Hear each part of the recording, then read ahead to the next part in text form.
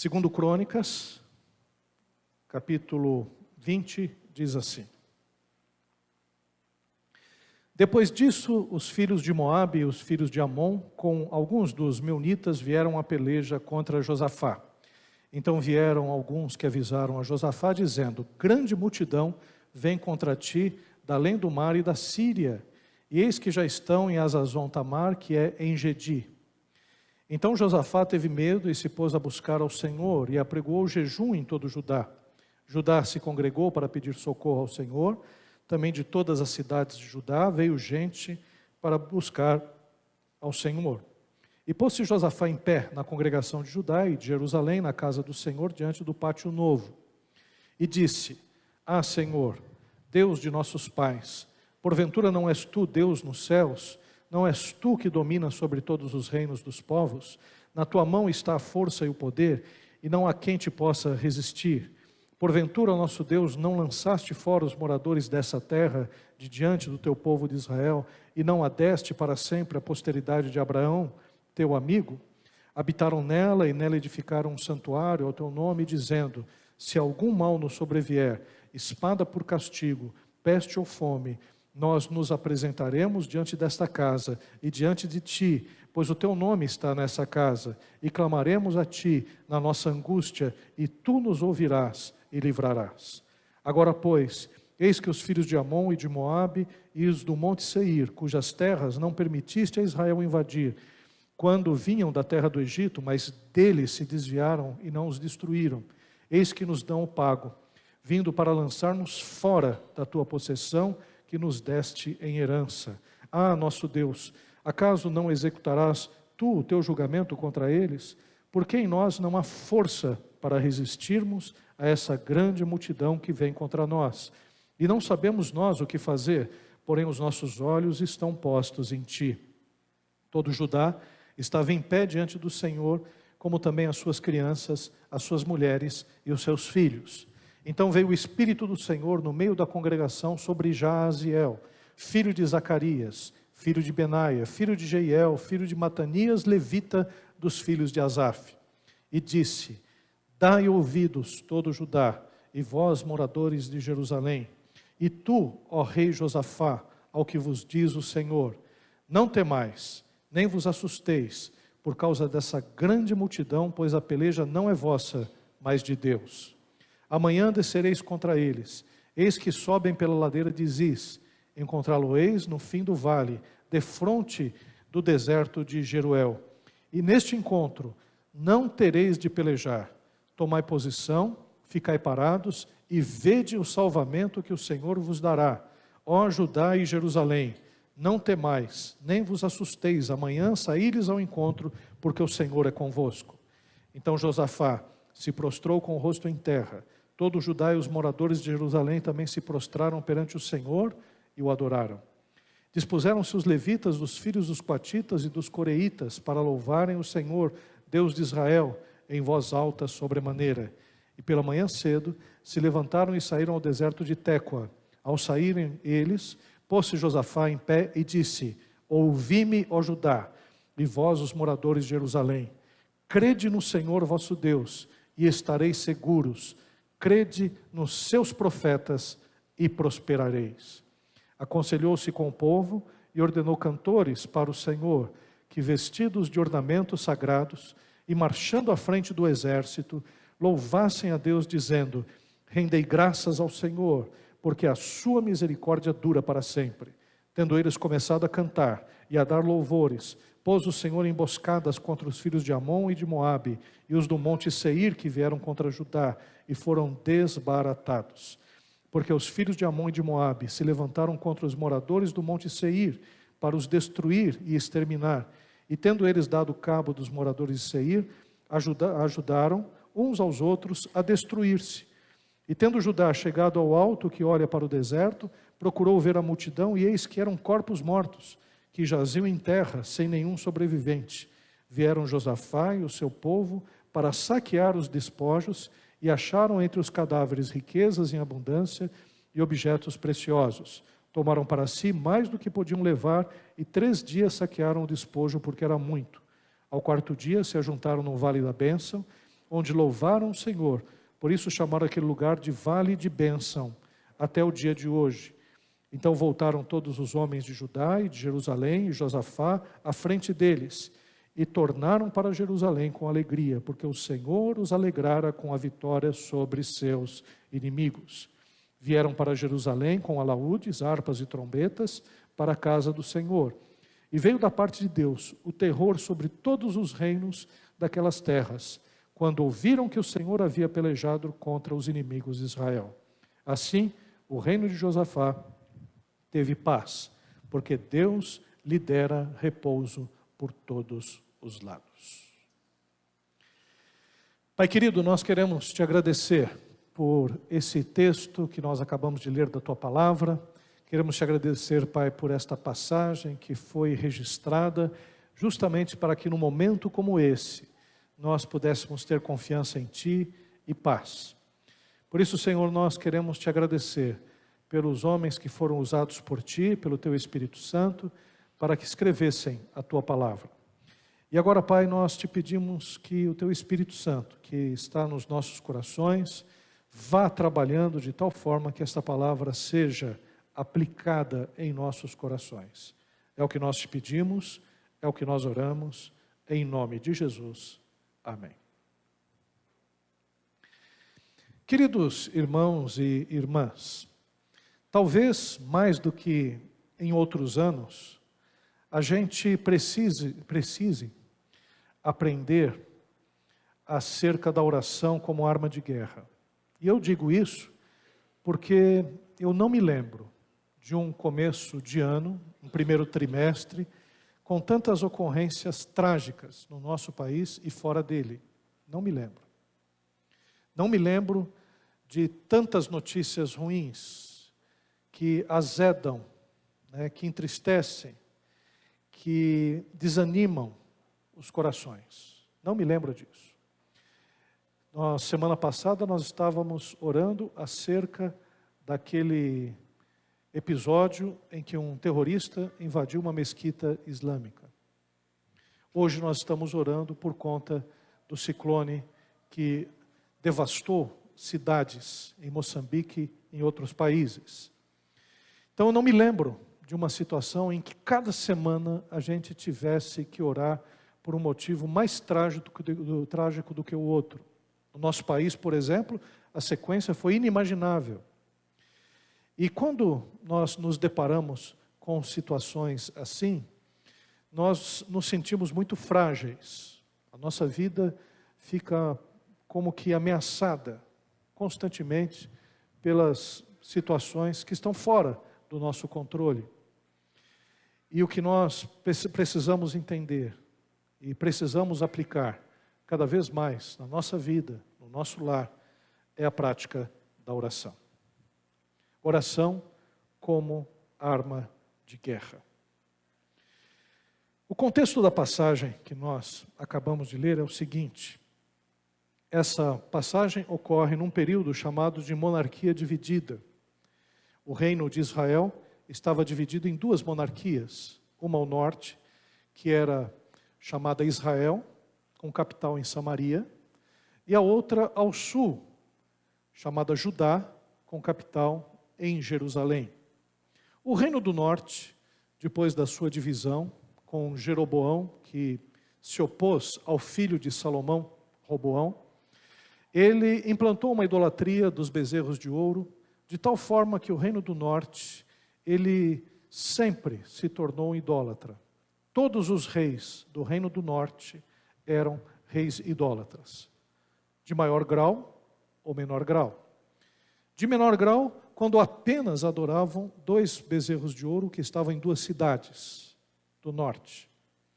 Em maior grau, quando acrescentavam, além dessas idolatrias, os cultos dos cananeus, o culto a Baal e as divindades que eram próprias dos cananeus. Por isso, o reino do norte rapidamente foi destruído, a Samaria foi devastada, os assírios invadiram o reino do norte, o reino de Israel, e ele deixou de existir por volta do ano 722 a.C. No reino de Judá, aconteceu algo um pouco diferente.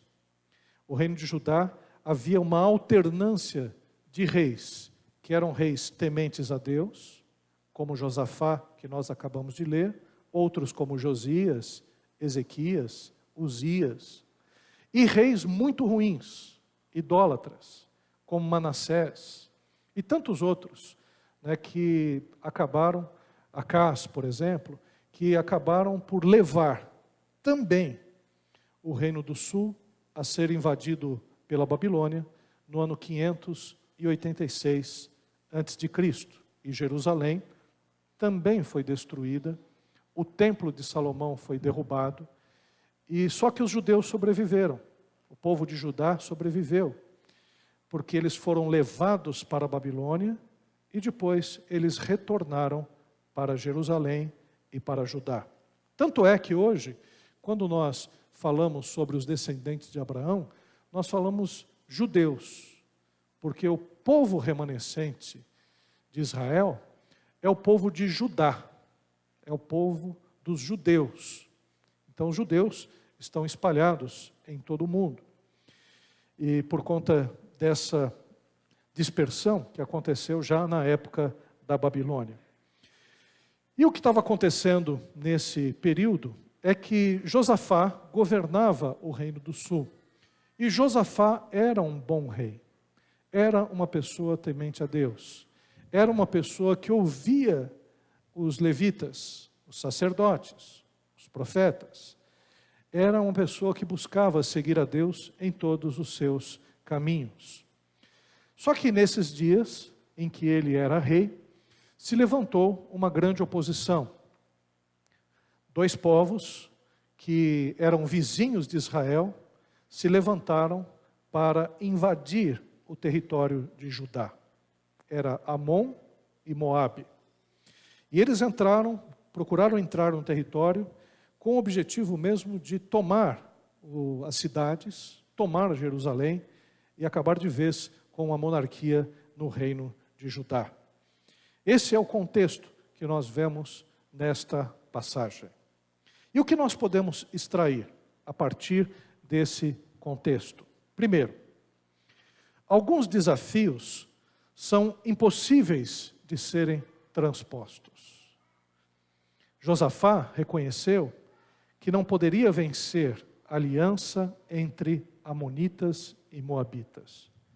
Como existem também muitos desafios nas nossas vidas que parecem impossíveis. Tem coisas na vida da gente que derrubam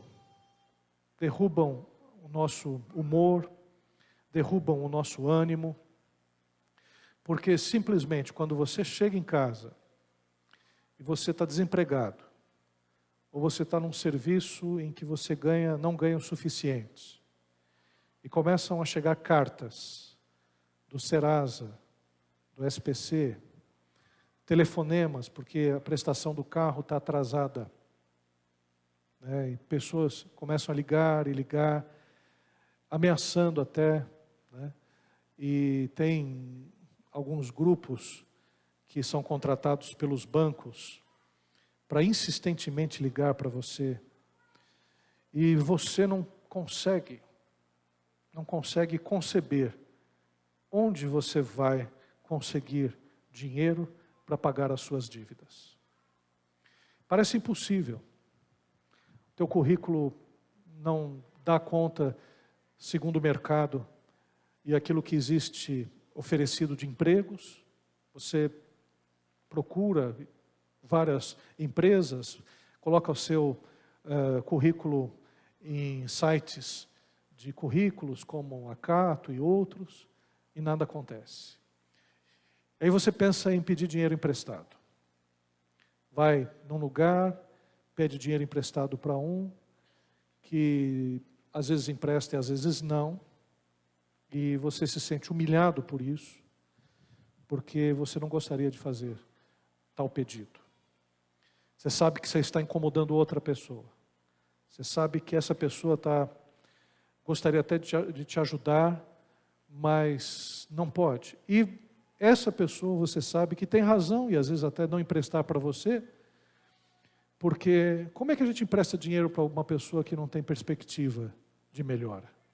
Você vai emprestar o dinheiro e você não vai receber de volta, pelo menos em um bom período. Então são situações que para a gente parecem impossíveis. Isso te tira a paz. Aí você percebe que a situação começa a ficar tão grave, né, que você vai perdendo não somente a possibilidade de dar dignidade à sua família, mas você vai perdendo a saúde. Você vai ficando ansioso e não há perspectiva de mudança à frente. Isso acontece também quando ocorre uma enfermidade, e uma enfermidade que muda drasticamente a nossa vida, ou a vida da nossa família, em que antes, quando você era mais novo e tinha saúde e vigor, você enfrentava a situação, procurava dar os seus pulos, como o pessoal diz, mas agora, com a idade, com a enfermidade, você vendo as coisas devagar, você diz, eu não sei o que vai ser de mim. A situação está grave, eu não sei o que fazer. Então nós poderíamos enumerar aqui uma série de questões impossíveis para nós. Impossíveis porque a gente não vê no horizonte algum tipo de resultado, não vê no horizonte algum tipo de mudança. Talvez essas questões que são difíceis não sejam tão difíceis como, por exemplo, num relacionamento.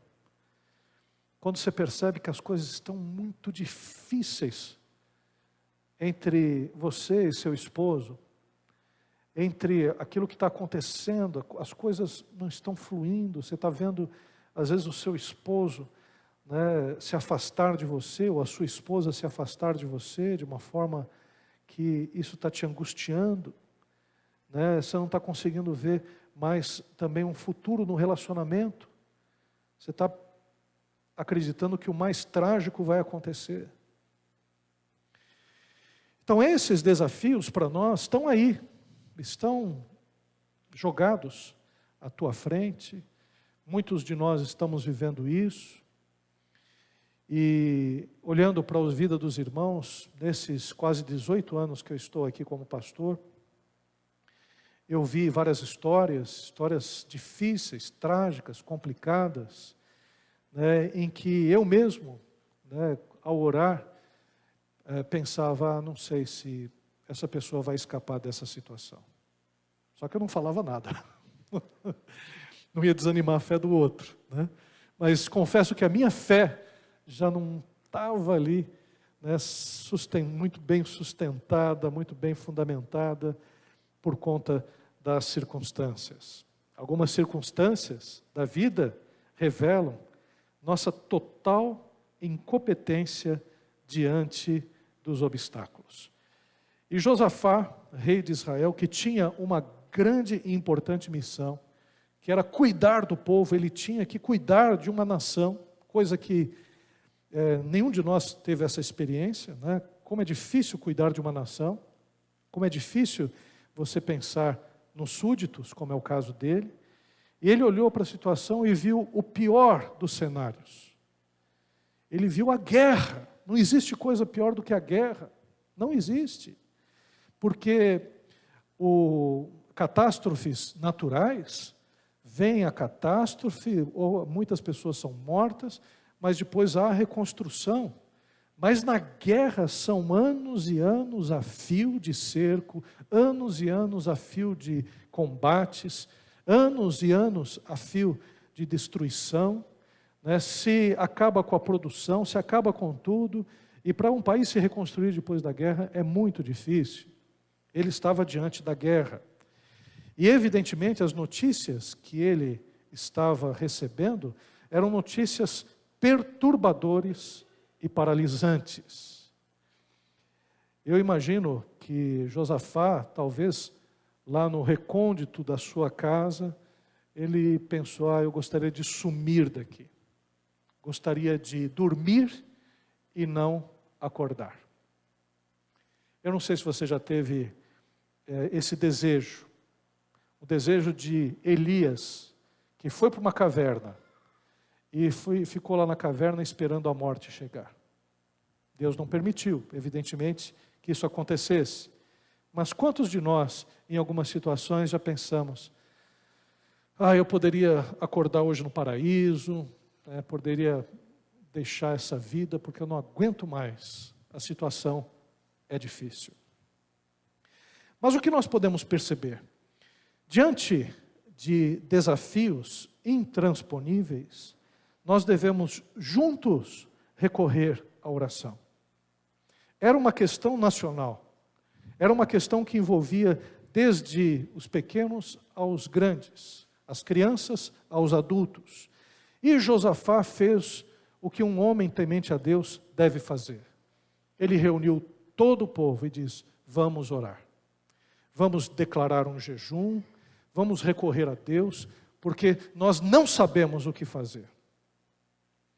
Que é o que nós precisamos fazer na nossa família? Que é o que nós precisamos fazer quando o relacionamento não está bem? Que é o que nós devemos fazer quando a doença se abate sobre um de nós? Que é o que nós devemos fazer quando as cartas do Serasa e do SPC estão chegando em casa? Quando o nosso nome já está sujo? Quando a gente não consegue empréstimo? Quando a gente não consegue pagar as contas? A gente muitas vezes procura várias outras soluções, fica confiando nos homens, nas pessoas.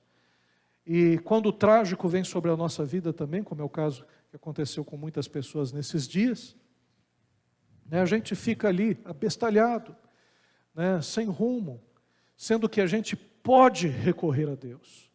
A gente deve recorrer a Deus. A primeira coisa que a gente tem que fazer quando uma notícia ruim chega, quando um ataque sobre nós vem, é orar a Deus. Senhor, olha o ataque que está acontecendo.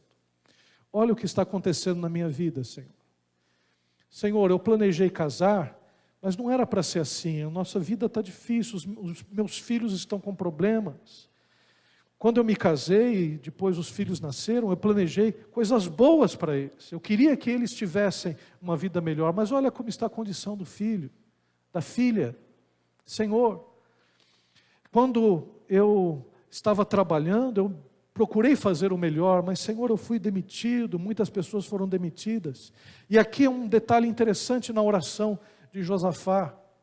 A oração de Josafá é uma oração em que ele ora detalhadamente.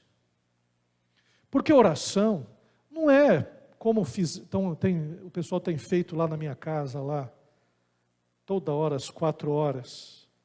A minha campainha o meu interfone estava quebrado. Mandei até consertar. Mas de tanto que um moleque, que eu não sei quem é, ele vai na minha campainha e mais ou menos 4, 5 horas da tarde, enfia o dedo lá no botão e chega e eu levo um susto e todo mundo vai, a cachorrinha começa a latir desesperadamente e quando chega lá não é ninguém. É a lei do retorno, porque eu já fiz isso muitas vezes. Né? Isso aí muita gente fala da lei do retorno, né? Mas eu fiz isso também. Mas aí a gente muitas vezes chega até Deus como uma criança que toca a campainha e sai correndo. Toca a campainha dos céus. Deus vai atender, o sujeito já parou a oração, já foi embora, já foi fazer outra coisa. Já foi cuidar de outra coisa. Né? Nem conversou com Deus direito. Porque a oração é realinhamento. A oração nos faz lembrar as promessas de Deus.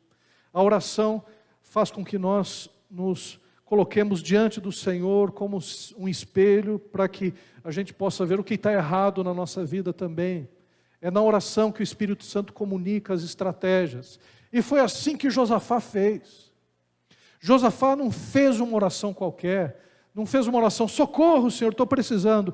Ele chegou e disse, Senhor, eu quero conversar contigo, Senhor, porque o Senhor é o Deus dos nossos pais.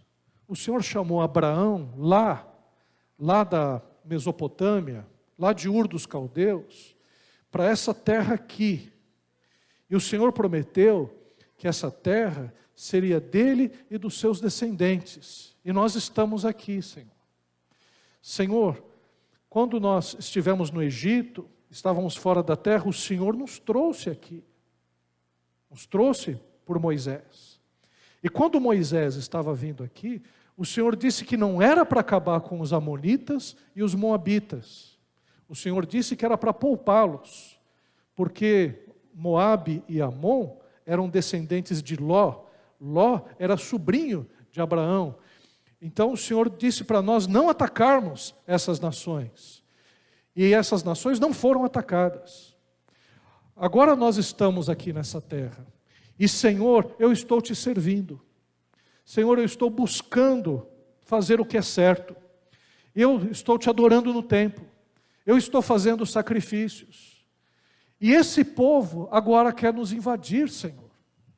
Mas o Senhor também disse que se a gente se arrependesse, fosse de algum mal, como a espada, o castigo, a peste, a fome, se nós nos apresentássemos diante dessa casa do templo e diante de Ti, pois o Teu nome está aqui nessa casa, e clamarmos a Ti, o Senhor, no dia da nossa angústia, Tu nos ouviria e nos livraria.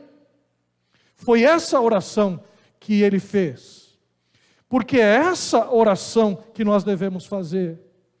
Falando com Deus claramente, dizendo: Senhor, eu estou buscando a Ti, Senhor.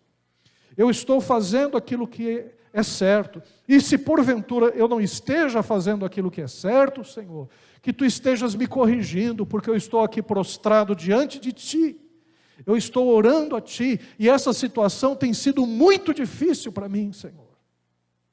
Esta oração que o Josafá fez, foi uma oração consciente, baseada nas promessas específicas de Deus para o povo de Israel, que é o que nós precisamos fazer diante de Deus também, orar, porque há poder na oração, há poder. É uma arma poderosa a oração, porque nós estamos recorrendo, não estamos recorrendo a alguém qualquer, não estamos recorrendo a uma pessoa poderosa que pode nos ajudar, nós estamos recorrendo àquele que é o Senhor dos senhores, que é o Deus sobre todas as coisas, Deus soberano sobre toda a terra.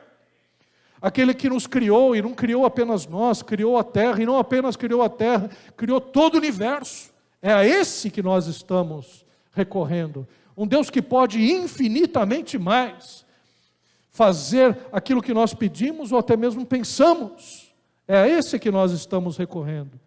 E o povo se levantou, porque quando existe uma situação que é coletiva, coletivamente a gente tem que agir. Se envolve a nação, então nós devemos orar. Se envolve o Brasil, nós devemos orar. Se envolve São Paulo, nós devemos orar, todos os paulistanos. Se envolve outros povos do mundo, todos os povos do mundo vão orar especificamente por essa nação. Aqueles que conhecem a Deus vão levantar a sua voz, porque Deus ouve o clamor do povo.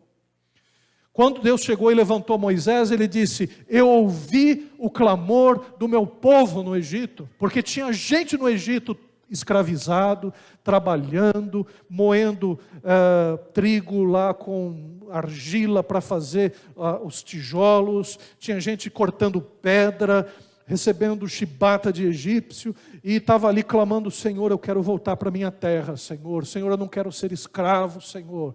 E Deus chegou e falou para Moisés: Moisés, eu ouvi o clamor do meu povo, vai lá e liberta o meu povo. Então Deus é o que ouve os clamores.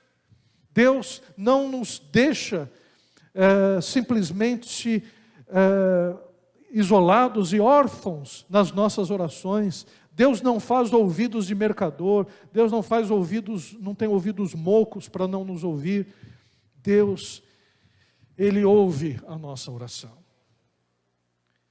E se é uma questão individual, você capriche e ore na sua oração. Se é uma questão familiar, você coloque toda a sua família em oração. Você coloque todo mundo de joelho lá. É mãe, é pai, é vô, é vó, até o cachorrinho, quando eu faço uma oração lá com a Daisy, na hora do almoço, eu fico abraçado com ela, aí a cachorrinha vem e coloca as patas aqui. Ela, claro, que ela quer comida, né? Mas já virou uma tradição. Eu oro com a Daisy, a gente ora, Senhor abençoe esse alimento e tal, e a cachorrinha ali também. A gente pensa, não, está orando junto. Não está orando junto. Mas que nossa oração, você coloque o seu filho que tem 5 anos ajoelhado, 3 anos, fica lá com o bebezinho, né, junto com o seu esposo, com a sua esposa, dizendo, olha, Senhor, a situação está muito difícil, eu não sei o que vai ser da minha vida, eu não sei o que vai ser da gente. Deixa que a ação de Deus sobrenatural possa encher os corações. Quando existe a oração, o nosso coração é impregnado da paz de Deus. Diz a palavra do Senhor que a gente deve orar ao Senhor, que nós devemos levar as nossas petições ao Senhor, né? E essas petições, sendo levadas até Deus, a paz de Deus, que excede a todo entendimento, guardará os vossos corações. Porque no meio da angústia, o que a gente perde é a paz. Perdendo a paz, a gente entra num processo de ansiedade. A gente começa a sofrer de antemão os problemas. A gente começa a perder a clareza das coisas. E a nossa vida vai entrando num processo que a gente acaba se derrubando. Entra num processo depressivo, entra num processo de ansiedade, né, complica toda a situação, porque além de da situação estar difícil, a gente adoece. Ao invés de nós nos colocarmos diante do Senhor, em oração, genuflexa, de joelhos, para pedir ao Senhor, Senhor, nós estamos aqui, precisamos da Tua ajuda, e eu vou levantar aqui, porque eu sei que a Tua paz irá me guiar, e eu vou, em Teu nome, como diz o texto bíblico, em Teu nome levantarei bandeiras, em Teu nome levantarei pavilhões, quer dizer, em Teu nome eu vou Te glorificar por aquilo que vai acontecer na minha vida.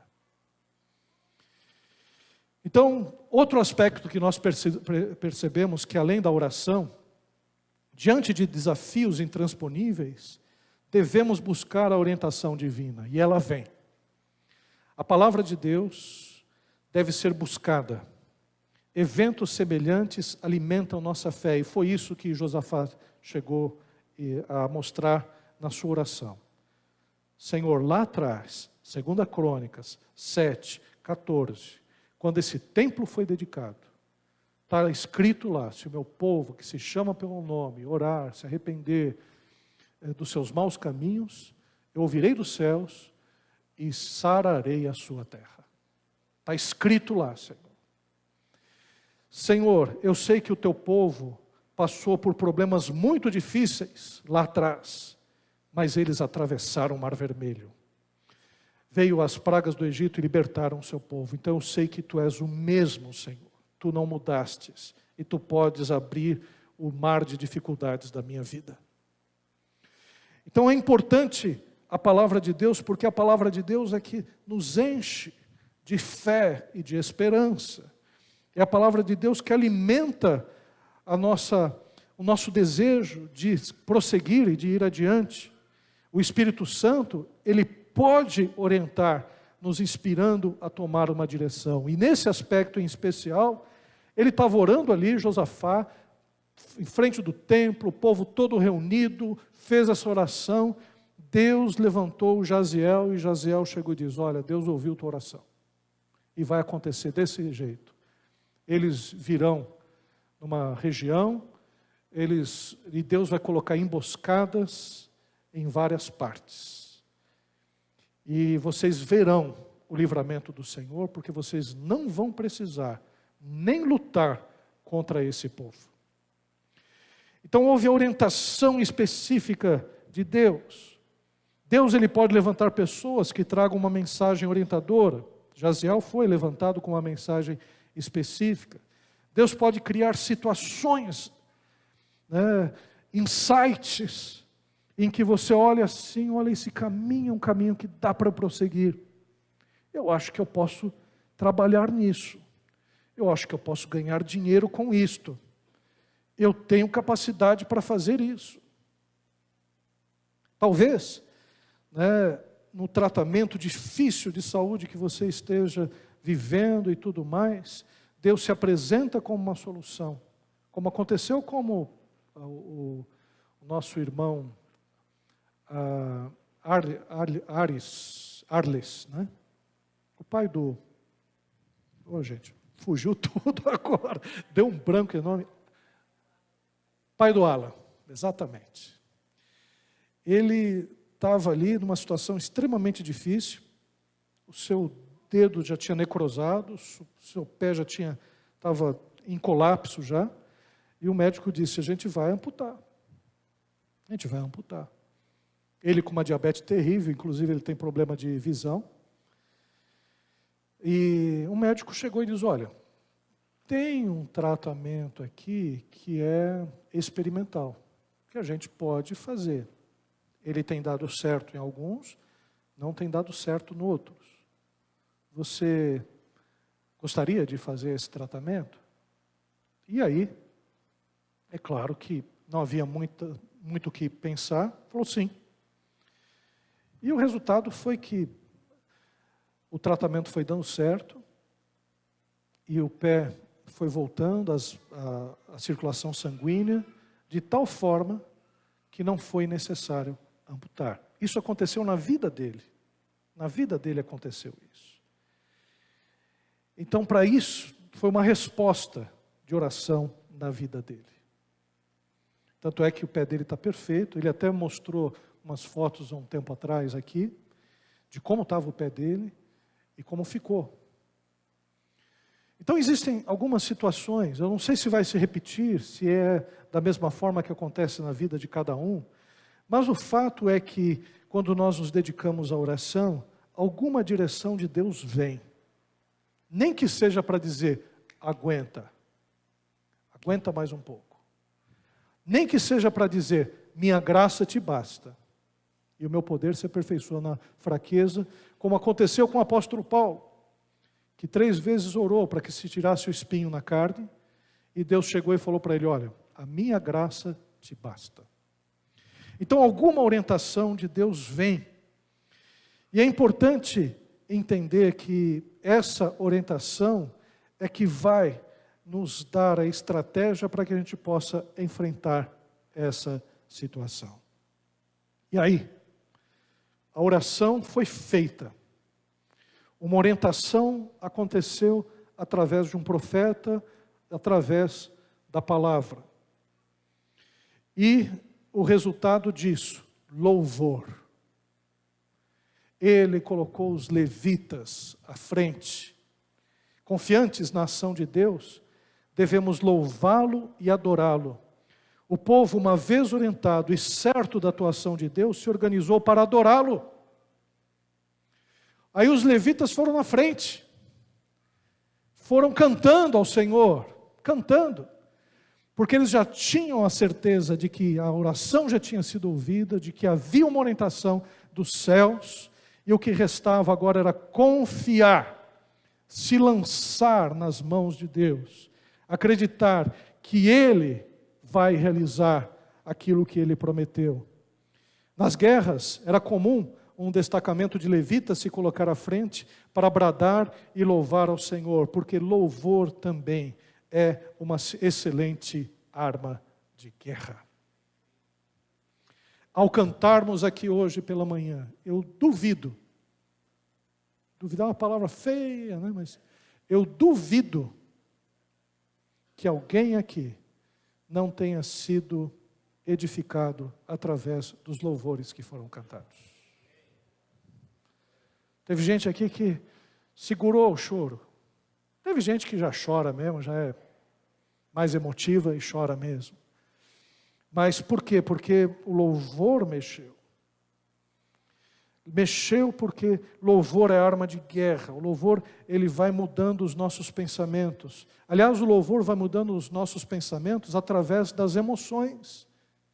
Ele vai mudando as nossas emoções. Né? Eu até estava conversando com a Sara. Né? Cheguei aqui para dar um pendrive para ela colocar. Eu estou com uma música na cabeça aqui. Só que não era evangélico, falei, eu tenho que mudar um pouco, né, a sintonia aqui para poder me concentrar mais no culto. Né? Mas a música faz isso, você cantarola. Né? Essa música mexe com o seu humor, com o seu jeito. Então Deus sabe o que faz quando estabeleceu os louvores. Aliás, nos céus, né, existe louvor, os anjos estão constantemente louvando ao Senhor, adorando ao Senhor. Tem alguns anjos, tem alguns louvores na Bíblia, principalmente os de Apocalipse, que foram anjos que compuseram. Ao que está assentado no trono e ao Cordeiro. Esse é um hino que está lá, que a gente canta na igreja, que foi composto por anjos. São os anjos que cantam lá no céu, e João ouviu a letra e registrou, mostrando o que eles cantavam. Santo, santo, santo é o Senhor, e por aí afora. Então o louvor é uma forma que a gente tem também de ir à frente na luta do dia a dia para vencer a batalha de vender alguma coisa, de trabalhar na empresa, de cuidar da casa, de ir no hospital visitar o parente, de fazer o tratamento, de chegar e cantar, e louvar, e adorar ao Senhor, porque Ele é digno de todo louvor e de toda adoração.